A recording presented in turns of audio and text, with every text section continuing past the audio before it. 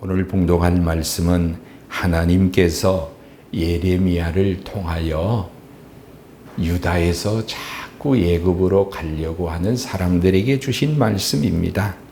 예레미야가 모든 백성에게 그들의 하나님 여호와의 말씀, 곧 그들의 하나님 여호와께서 자기를 보내사 그들에게 이르신 이 모든 말씀을 말하기를 마치니 호사야의 아들 아사랴와 가레야의 아들 요하난과 모든 오만한 자가 예레미야에게 말하기를 내가 거짓을 말하는도다. 우리 하나님 여호와께서 너희는 애굽에서 살려고 그리로 가지 말라고 너를 보내어 말하게 하지 아니하셨느니라. 이는 네리야의 아들 바룩이 너를 부추겨서 우리를 대적하여 갈대아 사람의 손에 넘겨 죽이며 바벨론으로 붙잡아 가게 하려 함이라. 이에 가레야의 아들 요하난과 모든 군대 지휘관과 모든 백성이 유다 땅에 살라 하시는 여호와의 목소리를 순종하지 아니하고 가레야의 아들 요하난과 모든 군 지휘관이 유다의 남은 자 곧 쫓겨났던 여러 나라 가운데서 유다 땅에 살려하여 돌아온 자 곧 남자와 여자와 유아와 왕의 딸들과 사령관 느부사라단이 사반의 손자 아히감의 아들 그다라에게 맡겨둔 모든 사람과 선지자 예레미야와 네리야의 아들 바룩을 거느리고 애굽 땅에 들어가 다바네스에 이르렀으니 그들이 여호와의 목소리를 순종하지 아니함이러라. 아멘. 사랑하는 성도 여러분, 오늘 재난 상황에서 도피하는 요하난, 이런 제목으로 하나님 말씀을 전하겠습니다. TV에 나는 자연인이다 라는 프로가 있어요. 가끔 봅니다. 가끔 보면서 이렇게도 사는구나 이렇게 생각합니다. 엊그제 나는 자연인이다 라는 프로에 소개된 한 사연을 소개하려고 합니다. 53세의 이 남자가 자기 결혼에 대해서 얘기를 했어요. 이 사람이 20대에 직장 생활을 하는데 선보러 나갔습니다. 이제 급하게 선을 보러 나가면서 이렇게 온 매무새를 잘못 이렇게 다듬고 급한 마음에 이제 나가게 됐습니다. 그런데 처음에는 몰랐는데 막상 만나고 돌아오다 보니까 자기 소매가 이미 헤어지고 이렇게 올이 풀어져 있는 그 옷을 입고 나간 거예요. 그래서 이 사람이 정말 창피한 생각이 들었고 미안한 생각도 들고 100% 태짜구나 이제 이렇게 생각하고 실망을 잔뜩 했어요. 그런데요, 나중에 연락이 왔어요. 그분에게, 그 여자에게 연락이 와서 서로 교제하고 결혼에까지 이르렀다는 고백이었습니다.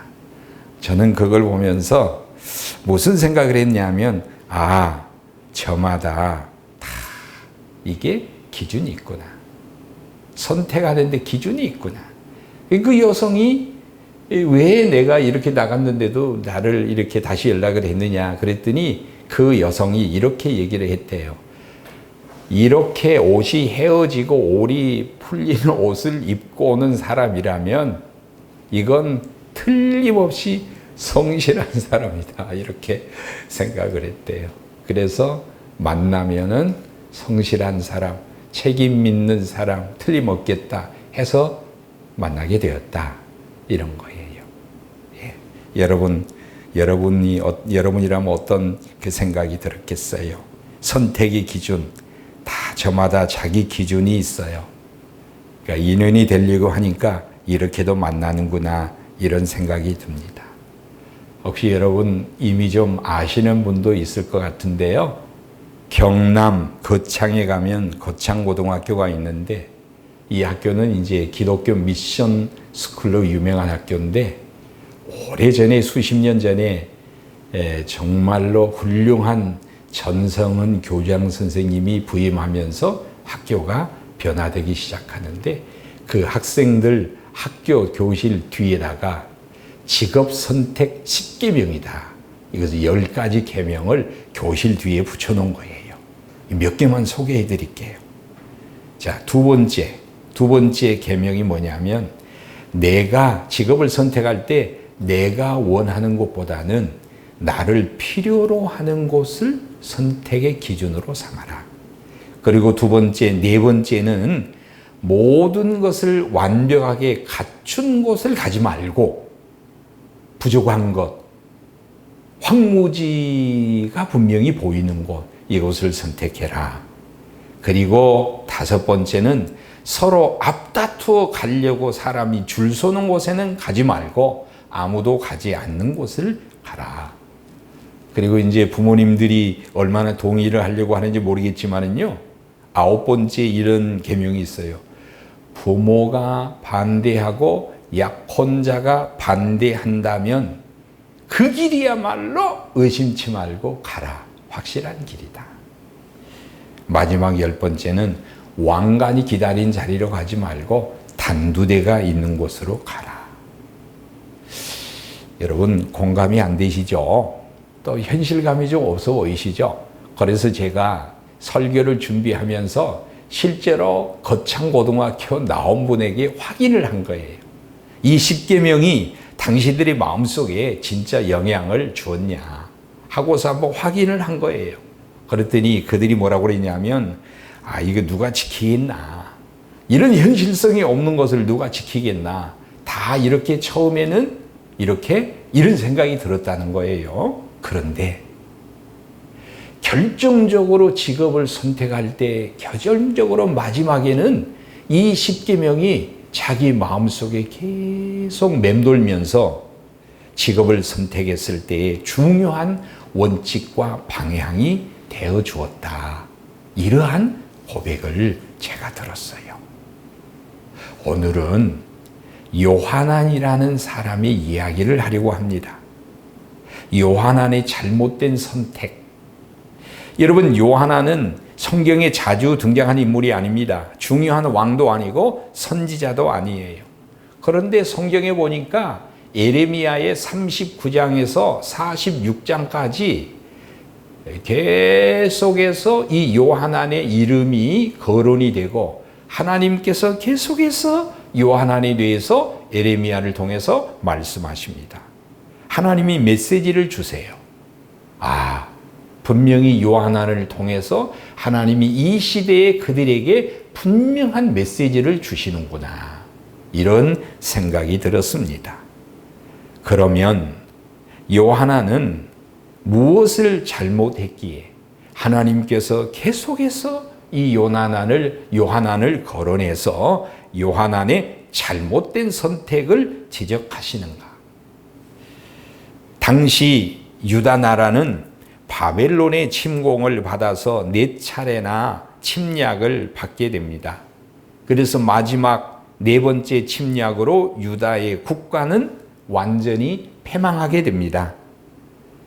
성벽이 무너지고 국가의 시스템이 망가지면서 온 백성들은 바벨론의 포로로 잡혀가고 소수만이 유다의 본토에 남게 되는 그 상황에 빚어진 이야기입니다.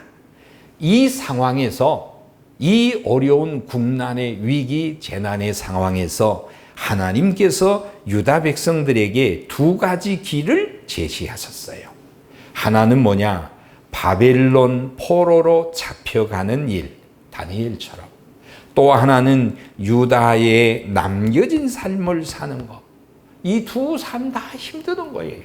하나는 포로가 되는 삶이고, 유다에 남겨진 사람은 자유로운 삶이 아니라 총독에 의해서 통치를 받고 정말 어려운 삶을 살게 되는 2가지의 이 삶을, 2 길을 하나님이 그들에게 제시하셨는데, 그런데 하나님이 제시하신 이 2 길 외에 제3의 길을 만드는 사람이 있었는데 그 사람이 누구예요?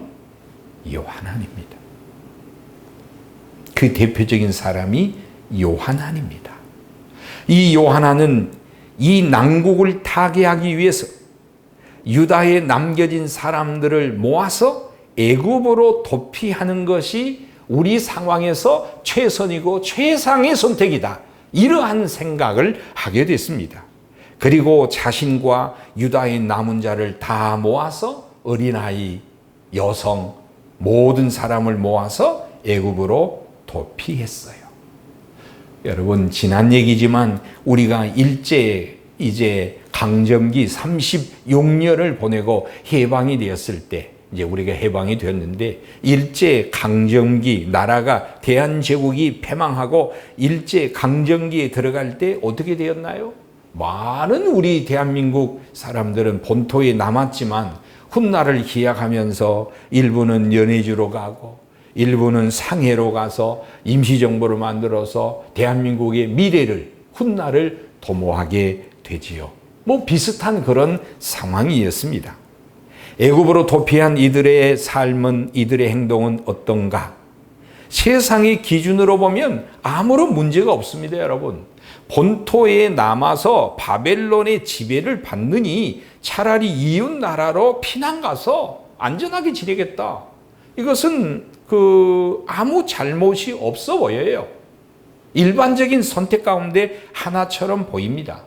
그런데 그런데 하나님은 이 요하난, 애굽으로 도피하는 이것이 잘못됐다고 계속해서 하나님이 지적하시고 결국 너희들의 미래는 망하게 된다. 하나님이 경고의 말씀을 계속하십니다.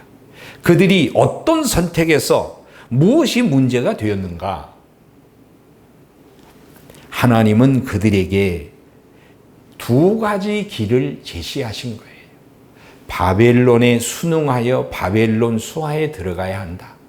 그리고 또 하나는 유다에 머물러서 이 고난의 상황을 견디어야 다음의 미래가 너희들에게 보장이 된다. 두 가지 길을 제시했어요. 제3의 길, 애굽으로 도피하지 말라. 하나님께서 말씀하시기를 너희들이 애굽을 선택하여 그 애굽이 지금은 안전하고 전쟁이 없고 애굽이 우리를 보호해 줄 품이라고 생각하지만 이것은 너희들의 생각이고 너희들이 미래를 알지 못한다. 애굽이 언제 변심할지 모르는 거고, 그리고 바벨론이 애굽을 공격해서 애굽도 망하게 되기 때문에 애굽으로 가서는 안 된다라고 말씀하신 거예요. 그리고 하나님이 여기에 더하여 애굽이 도대체 어떤 곳이냐? 애굽이야말로 너희 조상들의 애굽에서 종살이 할 때에 내가 내 종 모세를 보내서 너희들을, 애굽의 신들을, 우상들을 심판하고 너희들 어린 양의 핏값으로 너희를 구출해 낸 곳이 애굽인데 어찌하여 이것을 생각하지 아니하고 애굽으로 다시 돌아가려 하느냐. 이렇게 하나님이 말씀하시면서 제3의 길, 애굽으로 도피하는 것은 합당하지 않다. 이렇게 요하난에게 말씀하셨습니다. 그래서 하나님은 허락하지 않으셨습니다. 그러면서 하나님이 두 가지 약속의 말씀을 주시는데, 예레미야 42장에 나온 얘기인데 한번 들어보시기 바랍니다. 유다야, 유다에 남은 너희들이여, 바벨론 포로로 간 사람들도 일정한 시간이 지나면 내가 안전하게 다시 돌아오게 해서 평안을 주고, 유다에 머물러 있으면서 본토에 남아 너희들이 힘들고 어렵게 비록 지내지만은 다시 너희들의 생명만큼은 보존해서 내가 이 나라를 회복할 것이니 나의 보장과 나의 약속을 믿고 내가 준 길에서 믿음을 지켜다오. 이렇게 하나님이 말씀했어요. 여러분, 이런 거예요. 나의 백성들아, 너희들이 내 뜻대로 살지 못하여 비록 내가 너희들을 담금질하기 위하여 바벨론의 고난을 허용하여 고난 가운데 너희들을 담금질하겠지만 너희들의 생명은 내가 지켜줄 것이고 마치 욥에게 고난을 허용했지만은 그의 생명을 내가 붙잡고 있었고 다시 회복한 것처럼 너희들에게도 그러한 미래를 보장하마. 이렇게 하나님이 말씀하셨어요. 이렇게 하나님께서 그들에게, 요하난에게, 유다의 백성들에게 길을 제시했음에도 불구하고 요하난은 끝까지 하나님의 제시하신 것을 거부하고 자기의 길을 선택했습니다. 그러면 이제 우리는 여기서 생각해야 될 것은 요하난이 그렇게 선택한 이유가 있을 것 같아요. 왜 그런 선택할까? 반드시 선택에는 어떤 이유가 있거든요. 요하난과 그 무리들의 마음속에는 첫째, 두려움이 지배했어요. 하나님께서 그들의 미래를 보장한다고 말씀하셨어도 하나님의 말씀이 그들의 마음에 들어오지 않아요. 왜냐하면 두려움이 지배하기 때문에. 예레미야 41장 18절에 보니까 그들은 바벨론의 왕을 두려워한다. 사실 두려움이란 것은 저와 여러분 모두가 느끼는 보편적 감정이에요. 두려움을 다 느낍니다. 그런데 두려움이 필요 이상으로 두려움이 커지고 두려움에 내가 노예로 사로잡혀 버리게 되면 우리의 영적 성장은 멈추게 되고 올바른 선택을 할 수 없게 됩니다. 성도 여러분, 두려움의 본질이 무엇입니까? 사실 두려움의 본질이라는 것은 누가 더 강하고 누가 더 세고 누가 더 크냐 라는 문제 앞에서 큰 자에게, 강한 자에게서 느끼는 것이 사실 두려움입니다. 나보다 더 큰 거, 나보다 더 센 것을 만나면 여러분 두려움을 느낍니다. 그리고 그 대상에게 내가 지배를 당하는 거예요. 여러분 이것을 우리가 영적인 영역에, 신앙적인 영역에 적용해 보십시다. 하나님이 계십니다. 세상이 있어요. 하나님과 세상의 왕이 있습니다. 누가 더 크고 누가 더 세십니까? 하나님이 더 크고 세다고 하나님을 두려워하는 순간에 세상을 향한, 세상의 대상을 향하여 우리의 두려움은 그 순간 그치게 됩니다. 그런데 하나님을 두려워하지 않고 세상을 두려워하게 되는 순간에 우리는 하나님을 향한 모든 말씀, 약속, 모든 것을 다 잃게 됩니다. 그런 의미에서 두려움이라는 것은, 두려움의 지배를 계속 받고 있다는 것은 하나님 입장에서 보면은 믿음의 문제가 아닐 수가 없어요. 불신앙적 요소가 자리를 잡고 있습니다. 우리의 두려움의 대상은 무엇입니까? 여러분 속에 무언가 두려움이 내재해 있고 두려움이 뿌리박혀 있다면 이 두려움은 계속해서 우리의 기도 생활, 우리의 찬송, 우리의 믿음 생활, 일상에서 이 두려움은 여러분들의 마음의 영적인 평화를 빼앗아갈 거예요. 두려움의 대상이 사람일 수 있고 상황일 수 있고 미래일 수 있어요. 차라리 두려움의 대상이 눈에 보인다면 이것은 쉽게 돼요. 그렇지만 눈에 보이지 않는 예측 불가능한 우리의 미래, 어두운 가운데서 두려움을 느낀다면, 실체가 없는 두려움을 느낀다면 이 두려움은 우리에게 더더욱 큰 공포로 다가오게 될 겁니다. 그리고 또 하나는 앞으로 가도 길이 없고 뒤로 가도 길이 없이 어떤 상황에 끼어버릴 때, 앞에는 홍해고 뒤에는 군대, 진퇴양난의 상황에 놓일 때 우리가 느끼는 것은 여러분 두려움이에요. 불안이에요. 한때 성경에 나오는 많은 사람들이, 믿음의 사람들도 두려움을 다 느낍니다. 그런데 누구는 두려움을 느끼다가 두려움을 극복한 사람이 있고, 누구는 두려움을 느끼다가 두려움의 노예가 돼서 하나님을 등져버리는 사람이 있어요. 사울은 두려움의 노예가 된 사람입니다. 여호수아도 두려움을 느꼈지만은 그것을 극복한 사람입니다.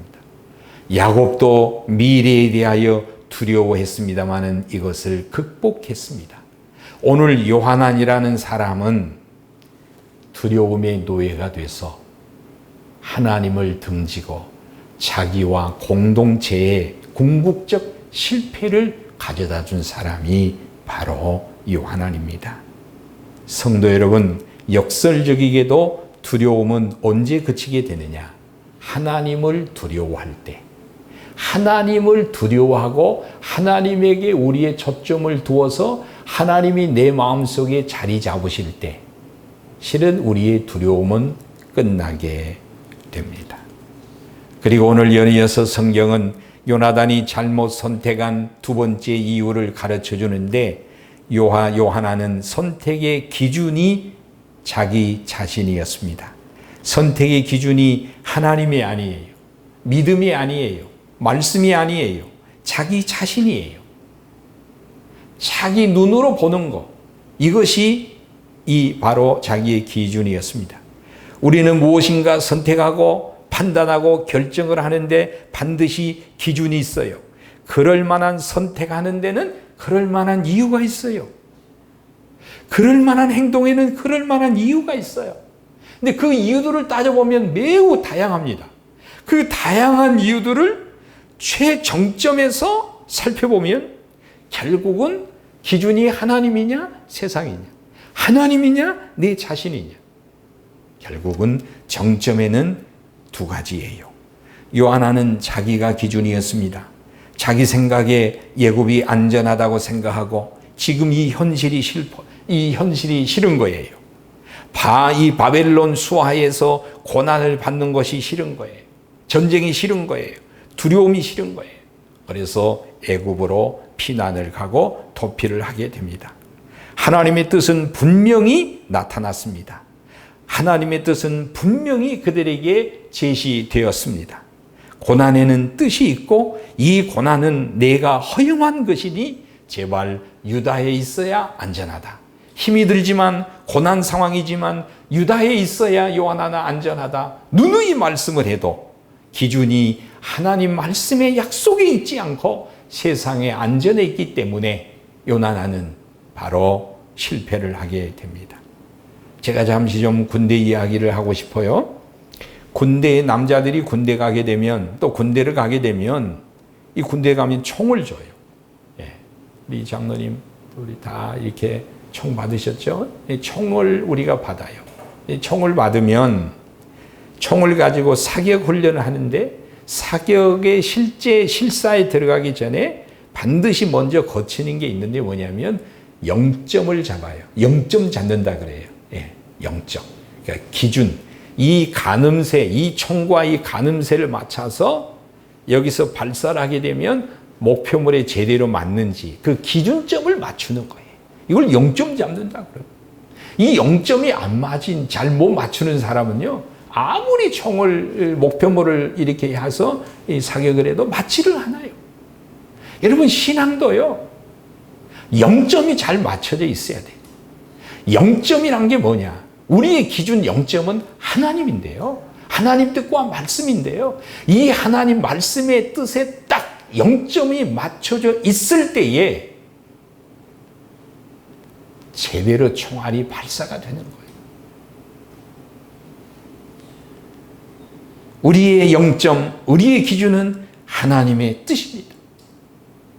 여러분, 성경에 보면 우리가 쉽게 하나님의 뜻 하는데 구약 성경을 보면 하나님의 뜻 하는데 하나님의 뜻 will of God이라는 단어는 실제 없어요. 무슨 말이냐? 하나님의 뜻이라는 will of God이라는 명사는 없어요. 단지 번역만 했을 뿐이에요. 무슨 말을? 하나님이 기뻐하시다. 하나님이 소원하시고 하나님이 바라시다. 이것을 명사로 만든 게 하나님의 뜻이에요.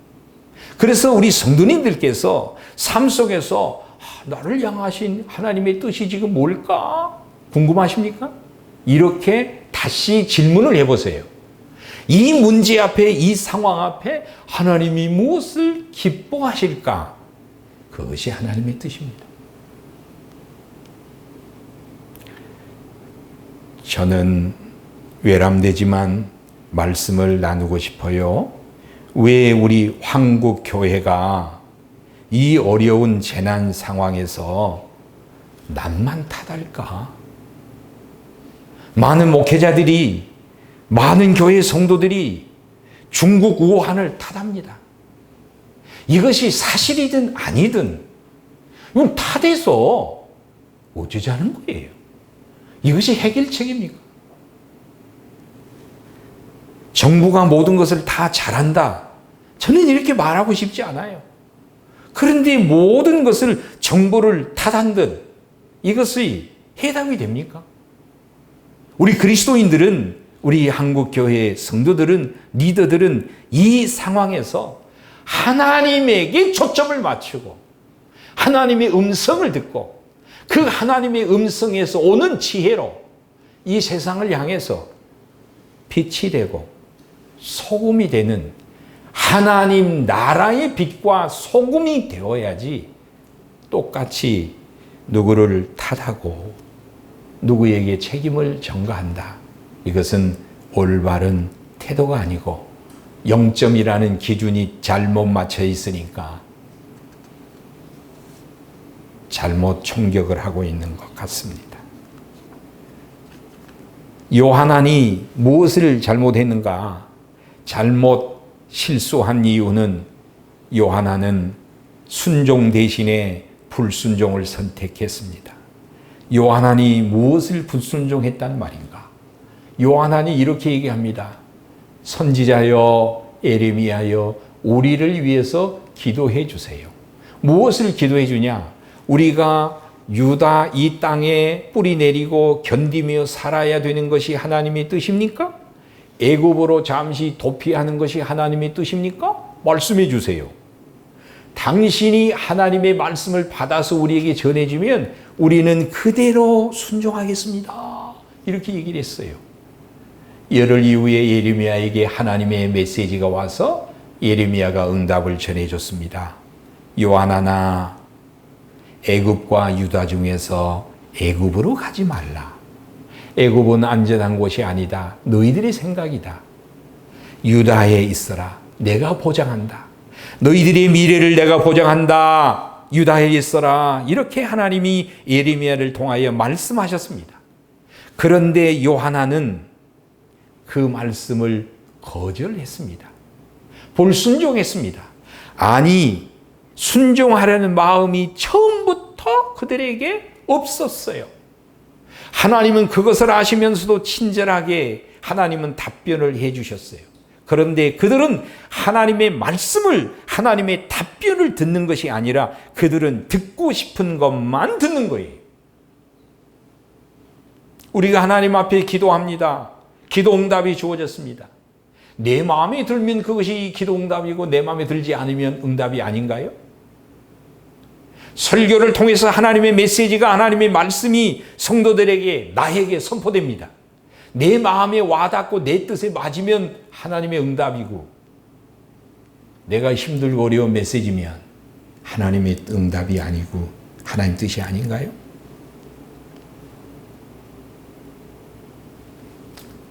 결국 요한아는 하나님의 뜻을 거역하면서 해서는 안 될 선택을 이렇게 합니다.